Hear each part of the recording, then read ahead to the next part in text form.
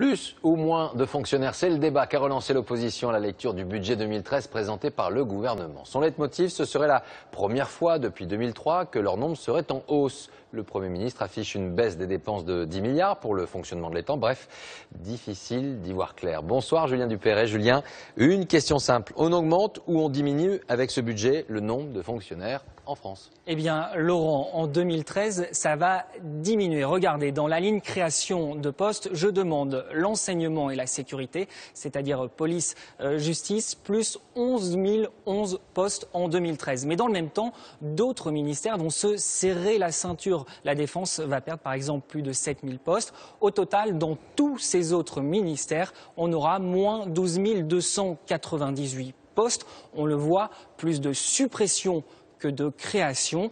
Au final, en 2013, le gouvernement va diminuer le nombre de fonctionnaires d'État, moins 1287. Alors Julien, pourquoi finalement l'opposition argue du fait qu'il y a une hausse des charges de l'État? Eh bien, parce qu'il faut se souvenir que dès la rentrée 2012, cette rentrée, le gouvernement a augmenté des postes, dans le nombre de postes dans l'enseignement, plus 6 778. Alors, si je soustrais les postes qui vont être supprimés en 2013, eh bien, malgré tout, le solde reste positif. Cela veut dire que depuis le début du quinquennat, le gouvernement va créer des postes de fonctionnaires d'État, plus 5 491. Alors pourtant, François Hollande avait promis une stabilité des effectifs, mais cette promesse vaut sur l'ensemble du quinquennat.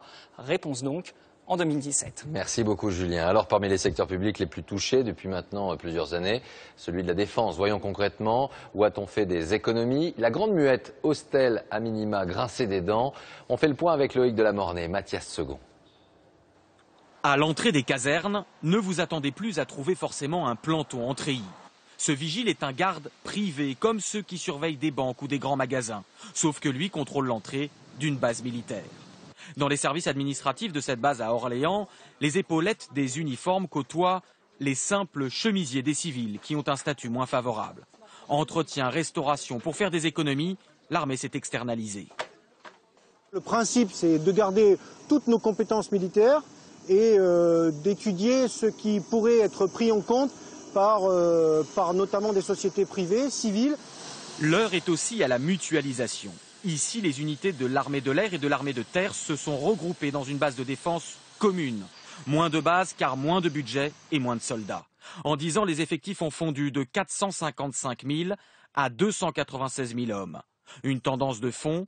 En 30 ans, le budget de la défense a quasiment été divisé par 2, passant de 3 à 1,7% du PIB. Mais cette année, le ministre de la Défense a obtenu de stopper l'hémorragie de l'armée. Étant donné l'importance des menaces et des risques, elle doit aussi avoir le budget nécessaire lui permettant de poursuivre ses missions. Ce sera le cas. Nous aurons un budget 2013 qui sera à peu près équivalent au budget 2012. Pourtant, les experts militaires s'inquiètent. Ces dernières années, la France a dû s'engager sur de nombreux théâtres extérieurs avec des moyens en baisse. Par exemple, elle a dû renoncer à renouveler ses missiles anti-radar. Résultat, pour neutraliser ceux de Kadhafi l'an dernier, la France a dû faire appel à l'armée britannique et les années qui viennent ne s'annoncent pas forcément calmes.